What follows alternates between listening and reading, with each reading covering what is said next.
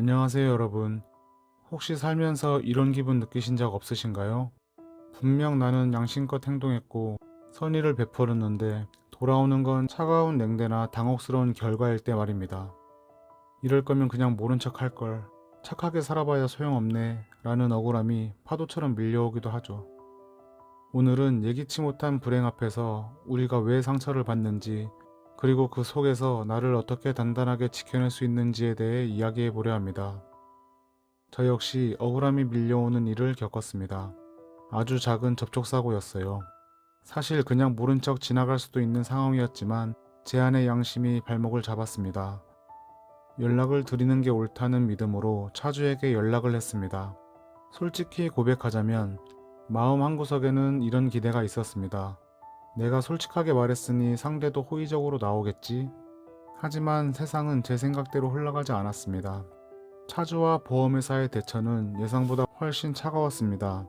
제 선의가 당연한 권리로 치부되는 순간 당혹감과 배신감이 몰려왔습니다. 그런데 가만히 생각해보니 깨달은 것이 하나 있었습니다.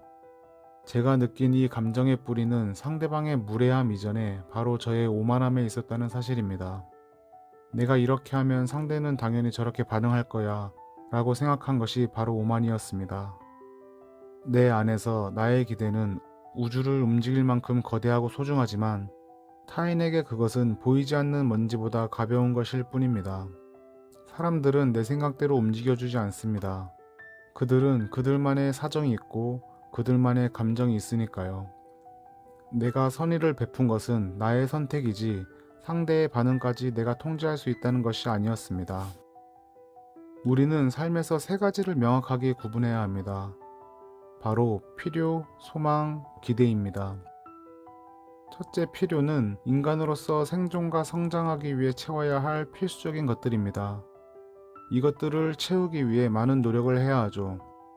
둘째 소망은 상대가 친절했으면 좋겠다, 일이 잘 풀렸으면 좋겠다라는 내 마음의 바람입니다. 이건 소중히 간직하면 됩니다. 문제는 셋째 기대입니다. 기대는 내 소망을 타인에게 투사하여 반드시 이래야 한다고 설정하는 기준입니다. 우리는 소망은 크게 갖되 밖으로 표출되는 기대의 크기는 조금 낮출 필요가 있습니다. 기대가 꺾였을 때 오는 실망은 상대가 준 상처가 아니라 내가 설정한 높은 기준이 스스로를 찌르는 칼날이기 때문입니다. 현실적인 기대에 익숙해지는 연습이 필요한 이유입니다. 만약 정말 상대가 비상식적으로 나온다면 우리는 어떻게 대처해야 할까요? 저는 일단 멈추기로 했습니다. 저 역시 감정이 격해지면 말이 앞서고 행동이 앞서는 약점이 있다는 걸 잘 압니다. 그래서 저는 화가 치밀어 오를 때 바로 반응하지 않으려 합니다. 일단 1분, 아니 10초라도 시간을 버는 것이 우선입니다. 감정이 뇌를 장악한 상태에서는 어떤 현명한 결정도 내릴 수 없습니다. 멈춰서 화를 가라앉히는 시간을 벌어야만 상황을 객관적으로 바라볼 수 있는 여유가 생깁니다. 선의는 베풀되 보답은 바라지 마세요. 기대를 낮춘 채 세상을 담담하게 바라보는 연습을 해보세요. 이것은 포기가 아니라 나를 보호하기 위한 가장 강력한 방어 기제입니다. 기대치를 10에서 5로 낮추면 예상치 못한 6의 친절만 만나도 우리는 감동하고 행복할 수 있습니다. 행복은 결국 내가 설정한 기준점과 현실 사이의 거리 차이에서 옵니다. 그 거리가 멀수록 불행하고 가까울수록 평온합니다. 저는 오늘도 그 거리를 좁히기 위해 읽고 쓰고 생각합니다. 여러분, 혹시 최근에 선의를 베풀었다가 마음을 다치신 일이 있으신가요?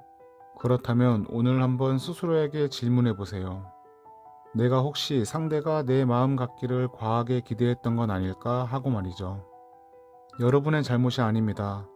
다만 이제는 여러분의 평온을 위해 기대의 수치를 조금만 낮춰보시기를 권합니다. 낮은 기대에서 오는 뜻밖의 행복이 여러분의 내일을 채우길 응원하겠습니다. 감사합니다. 지금까지 꿈꾸는 사나이 몽랑이었습니다.